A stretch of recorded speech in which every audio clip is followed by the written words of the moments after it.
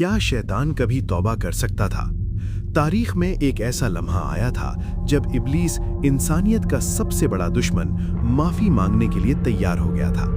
उसने खुद अल्लाह के नबी से मदद मांगी, लेकिन फिर कुछ ऐसा हुआ जिसने हमेशा के लिए उसके नसीब पर लानत की मोहर लगा दी।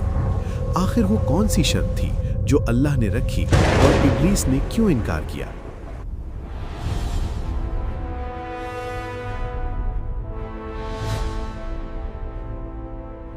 ये वाक़या है हज़रत मूसा अलैहिस्सलाम के दौर का। वो अल्लाह के कलीम थे, यानी अल्लाह से बराह रास्त कलाम करने वाले।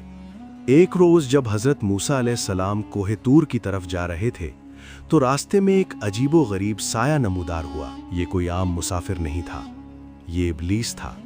मगर आज उसके चेहरे पर दुश्मनी नहीं बल्कि एक अजीब सी बेबसी थी। इब्लीस ने कहा, आए मूसा, आप अल्लाह के चुनिंदा नबी हैं, आपका रब से डायरेक्ट राब्ता है। मेरी एक दरख्वास्त अल्लाह तक पहुंचा दें। हज़रत मूसा ने पूछा, क्या चाहता है तू?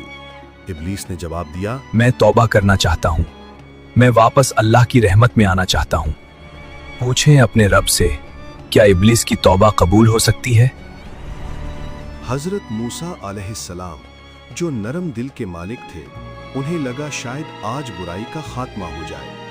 उन्होंने हामी भर ली और तूर पहाड़ पर चले गए।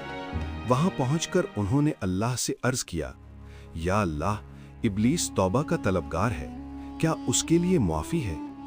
अल्लाह ने फरमाया, ए मूसा, मैंने उसकी दरखास्त कबूल कर ली, लेकिन मेरी एक शर्त है।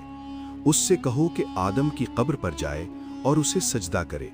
अगर वो ये कर लेता है तो मैं उसे माफ़ कर दूंगा। हज़रत मूसा अलैहिस्सलाम तेजी से वापस आए और इब्लीस को बताया, खुशखबरी हो, अल्लाह ने तेरी तौबा मंजूर कर ली है। बस तुझे आदम अलैहिस्सलाम की कब्र पर जाकर एक सजदा करना होगा। ये सुनते ही इब्लीस का रंग बदल गया। उसकी आंखों में वही पुराना गुरूर लौट आया। वो गुस्से से चिल्लाया, जब आदम जिंदा था तब मैंने उसे सजदा नहीं किया, तो अब जब वो मिट्टी का ढेर बन चुका है मैं उसे सजदा करूं? हरगिज नहीं।